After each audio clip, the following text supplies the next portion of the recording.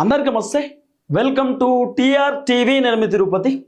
తెలంగాణ రాష్ట్ర ముఖ్యమంత్రి రేవంత్ రెడ్డి కర్ణాటక చూసి భయపడుతున్నాడు. కర్ణాటకలో దాదాపు 12 మంది కాంగ్రెస్ పార్టీ ఎమ్మెల్యేలు రాజీనామా చేయడానికి పూర్తి స్థాయిలో రెడీ అయ్యారు. దాదాపు 2 ఎమ్మెల్యేలు ఆల్రెడీ రాజీనామా చేసిర్రు.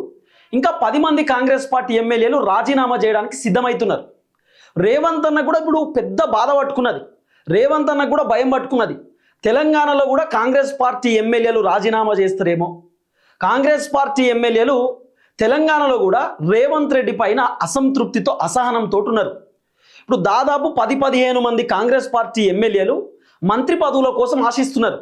నాకు మంత్రి పదవి కావాలి, నేను క్యాబినెట్లో ఉండాలి, నాకు క్యాబినెట్ హోదా కావాలని చెప్పి చాలామంది ఎమ్మెల్యేలు మంత్రి పదవుల కోసం ఆసక్తిగా ఉన్నారు. ఇప్పుడు తెలంగాణలో 2 మంత్రి పదవులే ఖాళీగా ఉన్నాయి. మంత్రివర్గ విస్తరణ పూర్తి చేయాలంటే 2 పదవులు ఖాళీగా ఉన్నాయి. మరి రేవంత్ రెడ్డి ఆ 2 మంత్రి పదవులు ఎవరికి ఇస్తారనేది ఒక పెద్ద క్వశ్చన్ మార్క్. కానీ దాదాపు 10-12 మంది మంత్రులు మాకు కావాలని చెప్తున్నారు. అంటే దాదాపు ఎమ్మెల్యేలు మాకు మంత్రి పదవులు కావాలి, మేము క్యాబినెట్లో ఉండాలని చెప్తున్నారు. మరి తెలంగాణలో కూడా ఎమ్మెల్యేలు ఏమన్నా రాజీనామా చేస్తారా ఏంది అనేది రేవంత్ నాకు అర్థమైతలేదు. అసలు ఏం జరుగుతుంది, ఏం కథ అనేది పిన్ టు పిన్ ఈ వీడియోలో మనం మాట్లాడుకునేటటువంటి కార్యక్రమం చేద్దాం. రేవంత్ రెడ్డి కర్ణాటక రాజకీయాలు చూసి ఎందుకు భయపడుతున్నాడు? ఇంకా రేవంత్ రెడ్డి ఆఖరికి ఏం చెప్తున్నట్ట అంటే మంత్రివర్గ విస్తరణ లేదు, ఇంకా ఇప్పట్లో ఉండదు అంటే ఆ 2 మంత్రి పదవులు కూడా రేవంత్ రెడ్డి ఇచ్చేటటువంటి ఆలోచనలో లేడు. ఇప్పుడు రేవంత్ రెడ్డి దగ్గర దాదాపు 3 శాఖలు ఉన్నాయి. మున్సిపల్ శాఖ, హోంశాఖ, విద్యాశాఖ రేవంత్ రెడ్డి దగ్గరనే ఉన్నది. ఇప్పుడు రేవంత్ రెడ్డి దగ్గర ఉన్నటువంటి శాఖలు కూడా ఇప్పుడు 2 మంత్రులను పెడితే ఆ మంత్రులకు ఇచ్చేయవచ్చు. కానీ రేవంత్ రెడ్డి మంత్రివర్గ విస్తరణ చేయడానికి సిద్ధమైతలేడు. కారణం ఏంటంటే రేవంత్ అన్నకు అర్థమైపోయింది కథ.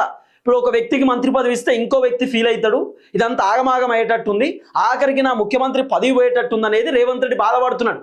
అందుకే రేవంత్ అన్న మంత్రివర్గ విస్తరణ లేదు, ఏం లేదు. ఇప్పుడు ఎట్లయితే మంత్రులు ఉన్నారో ఇదే మంత్రులు ఉంటారు, కావాలంటే విప్ పదవులు ఇస్తాం, క్యాబినెట్ హోదా కల్పిస్తాం, అంతే తప్ప మంత్రి పదవులు ఇయ్యం. ఇది రేవంత్ రెడ్డి చెప్తున్నటువంటి మాట. ఇప్పుడు మంత్రి పదవుల కోసం చాలామంది ఎమ్మెల్యేలు రెడీగా ఉన్నారు. ఇప్పుడు అంతెందుకు, మంత్రి పదవుల కోసం రాజగోపాల్ రెడ్డి రెడీగా ఉన్నాడు, ఆది సీనన్న రెడీగా ఉన్నాడు, బీర్లా ఎలయ్య రెడీగా ఉన్నాడు. ఇట్లా మాట్లాడుకుంటూ పోతే ఇప్పుడు మంత్రి పదవి కోసం జెన్జీ నుండి రోహిత్ అన్న రెడీగా ఉన్నాడు, తర్వాత నవీన్ యాదవ్ రెడీగా ఉన్నాడు, నాకు మంత్రి పదవి కావాలని చెప్తున్నాడు. ఇట్లా మాట్లాడుకుంటూ పోతే చాలామంది ఎమ్మెల్యేలు, ఇబ్రాహీంపట్నం ఎమ్మెల్యే కూడా రెడీగా ఉన్నాడు.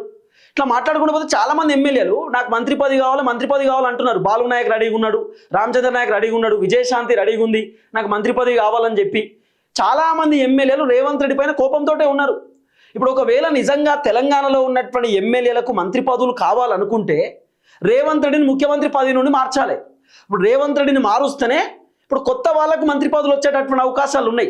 అసలు కర్ణాటకలో ఏం జరిగింది, కర్ణాటక రాజకీయాలు చూసి రేవంత్ రెడ్డి ఎందుకు వణుకుతున్నాడు అనేది కొంత డెప్త్గా మనం మాట్లాడుకోవాలి. అయితే కర్ణాటకలో 3 సంవత్సరాల పరిపాలన పూర్తయిన తర్వాత అక్కడ సిద్ధరామయ్య ముఖ్యమంత్రి ఉంటుండే. సిద్ధరామయ్యను ముఖ్యమంత్రి పదవిలో గెలిపించేసారు. సిద్ధరామయ్య ప్లేస్లో డీకే శివకుమార్కి ముఖ్యమంత్రి పదవి ఇచ్చారు కాంగ్రెస్ అధిష్టానం. సిద్ధరామయ్య క్యాబినెట్లో ఉన్నటువంటి దాదాపు 33 మంది మంత్రులను కాంగ్రెస్ అధిష్టానం తీసేసారు. దాదాపు ఒక 32 మంది మంత్రులను కాంగ్రెస్ హైకమాండ్ తొలగించేటటువంటి కార్యక్రమం చేశారు.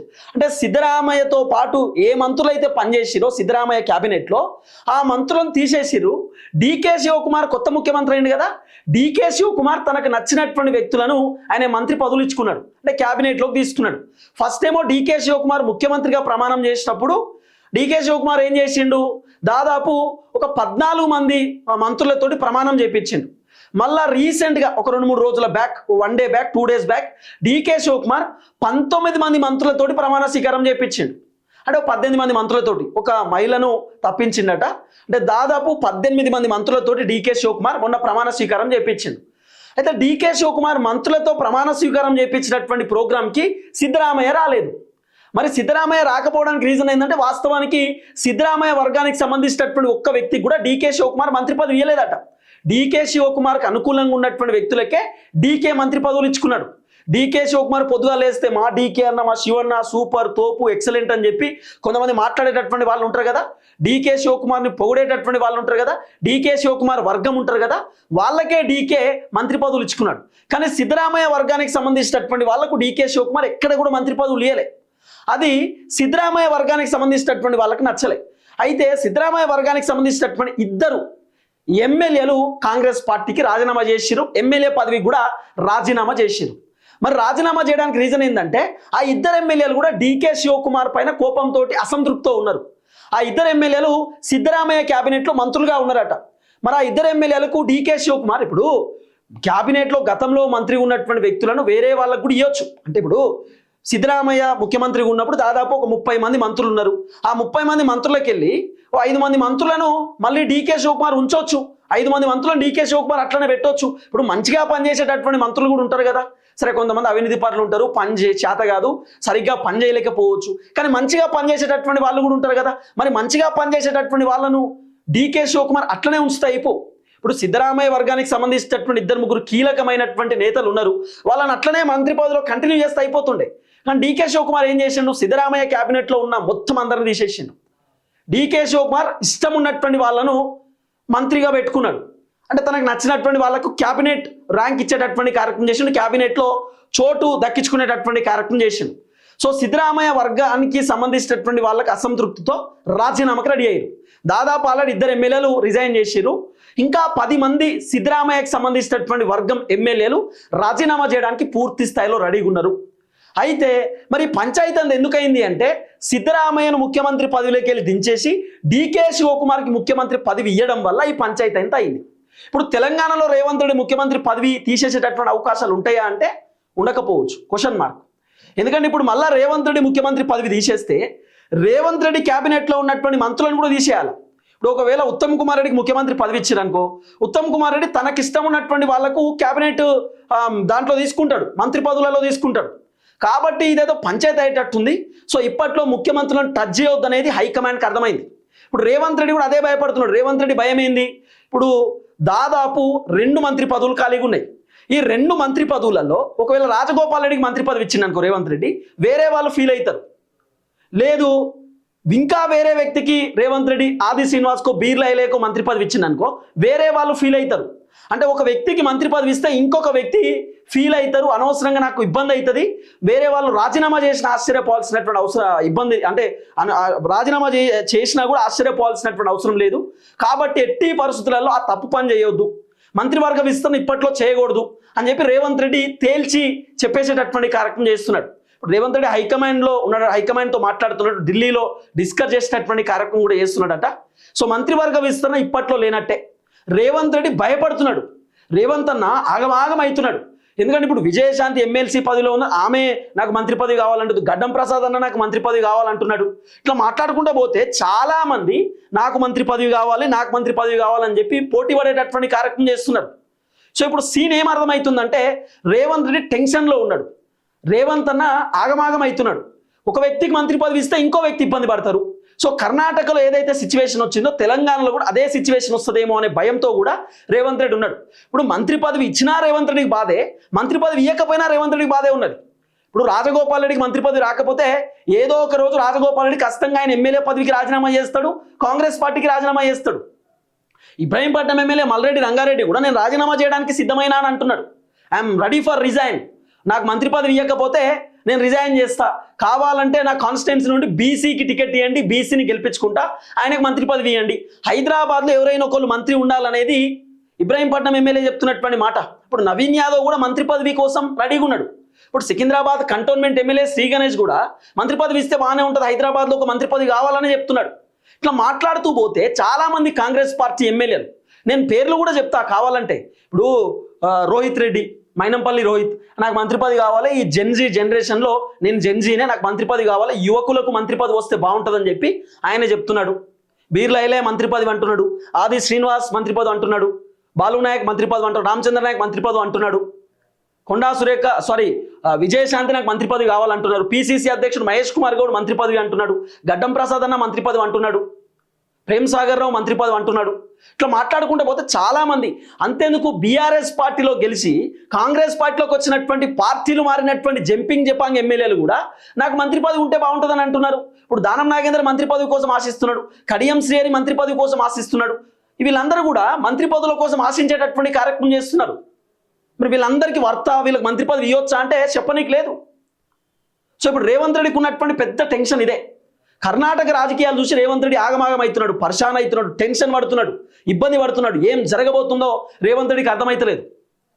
ఇప్పుడు 2 మంత్రి పదవులు ఖాళీగా ఉన్నాయి. ఈ 2 మంత్రి పదవులు ఎవరికి ఇచ్చిన ప్రాబ్లమే. ఇప్పుడు ఒకళ్ళకి ఇస్తే ఇంకోళ్ళు ఫీల్ అవుతారు, ఒకళ్ళకి ఇస్తే ఇంకోళ్ళు రాజీనామా చేసిన ఆశ్చర్యపోవాల్సిన అవసరం లేదు. అది రేవంత్ అన్న ఏం చేయాలనో తోస్తలేదు అన్నకు. ఏదో ఒకటి చేద్దామనే ఆలోచనలో రేవంత్ రెడ్డి ఉన్నాడు, కానీ ఏం చేసే పరిస్థితి లేదు. సరే ఏది ఏమైనా అంత ఆగమాగం సిచ్యువేషన్ తెలంగాణలో కనబడుతున్నది. మంత్రివర్గ విస్తరణ తెలంగాణలో ఇప్పట్లో అయితే ఉండకపోవచ్చు. రేవంత్ రెడ్డి అంత ఈజీగా వేరే వాళ్ళకి మంత్రి పదవులు ఇచ్చి ఇబ్బంది పడాలనే ఆలోచనలో లేడు. కానీ ఇవ్వకపోయినా ప్రాబ్లమే ఉంది. ఇప్పుడు ఇచ్చినా బాధ, ఇవ్వకపోయినా బాధ ఉన్నది. మరి రేవంత్ రెడ్డి ఎట్లా హ్యాండిల్ చేస్తాడనేది క్వశ్చన్ మార్క్ చూడాలి. ఇప్పుడు ఆల్రెడీ డీకే శివకుమార్ మొన్న ఏం చెప్పిండు, సిద్ధరామయ్య డీకే శివకుమార్ ప్రమాణ స్వీకారానికి వచ్చిండు. మంత్రులకు సంబంధించినటువంటి ప్రమాణ స్వీకారానికి సిద్ధరామయ్య హాజరు కాకపోతే డీకే శివకుమార్ ఏం చెప్పిండు తెలుసా, సిద్ధరామయ్య పుట్టినరోజు కాబట్టి ఆయన ఈ ప్రోగ్రాంకి రాలేదని చెప్పిండు.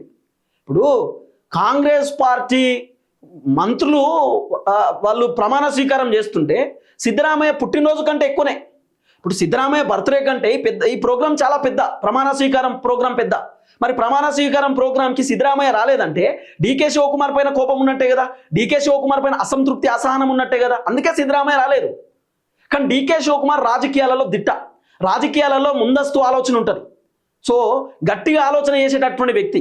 ఇప్పుడు డీకే ఏం చేసిండు, రాజీనామా చేస్తే చెయ్యండి, నాకు పెద్ద ఇబ్బంది ఏం లేదు, రాజీనామా చేస్తే 2 నిమిషాలలో ఆమోదం తెలుపుతా, నా పైన అసంతృప్తి ఉన్నా, అసహనం ఉన్నా, నా పైన కోపం ఉన్నా రాజీనామా చేయాలని కూడా చేయండి, ఎంతమంది ఎమ్మెల్యేలు కావాలో అంతమంది ఎమ్మెల్యేలు ఉన్నారు, టెన్షన్ ఏం లేదు, చేయండి, రిజైన్ పర్లేదు, మీకు నచ్చకపోతే చేయండి, మాకు నచ్చినట్టు మేము చేస్తాం, మీరు 3 సంవత్సరాలు మంత్రి పదవిలో ఉన్నారు, కొత్త వాళ్ళకు అవకాశం ఇస్తాం, కొత్త వాళ్ళకు 2 సంవత్సరాలు అవకాశం ఇస్తాం అనేది డీకే శివకుమార్ చెప్తున్నాడు.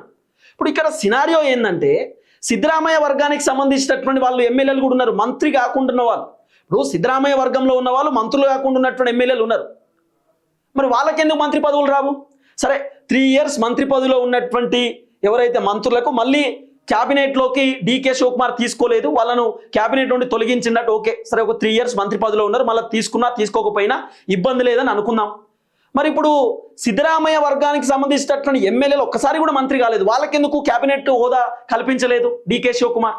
ఇప్పుడు ఇదే చెప్తున్నారు ఎమ్మెల్యేలు అంతా, ఆగమాగం అవుతున్నారు. సో రేవంత్ రెడ్డికి ఉన్నటువంటి బాధ కూడా అదే. ఒక రకంగా చెప్పాలంటే రేవంత్ అన్న కర్ణాటక రాజకీయాలను చూసి వణికిపోతున్నాడు. కర్ణాటక రాజకీయాలను చూసి రేవంత్ రెడ్డి టెన్షన్ పడుతున్నాడు, ఏం జరగబోతుందని చెప్పి. సో ఎవరిని మేనేజ్ చేయాలో రేవంత్ రెడ్డికి అర్థమైతలేదు. ఇప్పుడు అంతేందుకండి, నామినేటెడ్ పోస్టుల విషయంలోనే రేవంత్ రెడ్డి సఫర్ అవుతున్నాడు, కార్పొరేషన్ చైర్మన్ విషయంలోనే, పదవుల విషయంలో రేవంత్ రెడ్డి సఫర్ అవుతున్నాడు, ఇబ్బంది పడుతున్నాడు, ఎవరికి ఇస్తే ఏమనుకుంటారు అని చెప్పి. ఇప్పుడు రేవంత్ రెడ్డి పవర్స్ కూడా మొత్తం కట్ అయిపోయినాయి కదా. రేవంత్ రెడ్డి చెప్పినట్టు నడవదు కాంగ్రెస్లో. రేవంత్ రెడ్డి ఊ అంటే ఊ ఇప్పుడు కుదరదు, సీన్ అంతా రివర్స్ అయిపోయింది. ఇప్పుడు ఏం చేసే సిచ్యువేషన్ కూడా లేదు. సరే ఏది ఏమైనా మొత్తానికైతే రేవంత్ రెడ్డి కర్ణాటక రాజకీయాలను చూసి భయపడుతున్నాడు. సో రేవంత్ రెడ్డికి ఉన్న టెన్షన్ ఏంటంటే ఇక్కడ కూడా అదే అవుతుందేమో, ఇక్కడ కూడా ఇబ్బంది అవుతుందేమో అనేది రేవంత్ రెడ్డి అంశం. చూద్దాం ఏం జరగబోతుందో. దయచేసి వీడియో అందరికి షేర్ చేయండి. అందరికీ నమస్తే, థ్యాంక్ యూ సో మచ్. జై తెలంగాణ. ఆల్రెడీ రేవంత్ రెడ్డి పైన చాలామంది అసంతృప్తితో ఉన్నారు, మీరు చూస్తూనే ఉంటున్నారు. రేవంత్ రెడ్డి మాకు పదవులు ఇస్తలేడు, రేవంత్ రెడ్డి మమ్మల్ని పట్టించుకుంటాడు, రేవంత్ రెడ్డి ఇష్టానుసారంగా వ్యవహరిస్తున్నాడు, రేవంత్ రెడ్డి మంత్రి పదవులలో వేలు పెడుతున్నాడు, రేవంత్ రెడ్డి అన్ని శాఖలలో వేలు పెడుతున్నాడు, రేవంత్ రెడ్డి చెప్తే వినట్లేదు, సొంత నిర్ణయాలు తీసుకుంటున్నాడు. ఇవన్నీ రేవంత్ రెడ్డి పైన ఉన్నటువంటి కోపం. సో ఇదంతా రేవంత్ రెడ్డికి రివర్స్ అయ్యేటటువంటి అవకాశం కూడా కనబడుతున్నది.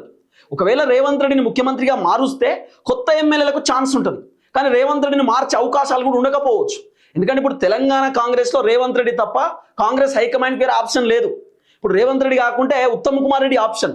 ఇప్పుడు ఉత్తమ్ కుమార్ రెడ్డికి సంబంధించి ఒక వీడియో కూడా నేను సపరేట్గా చేస్తా, ఏం జరగబోతుంది అనేది. దయచేసి వీడియో అందరికి షేర్ చేయండి.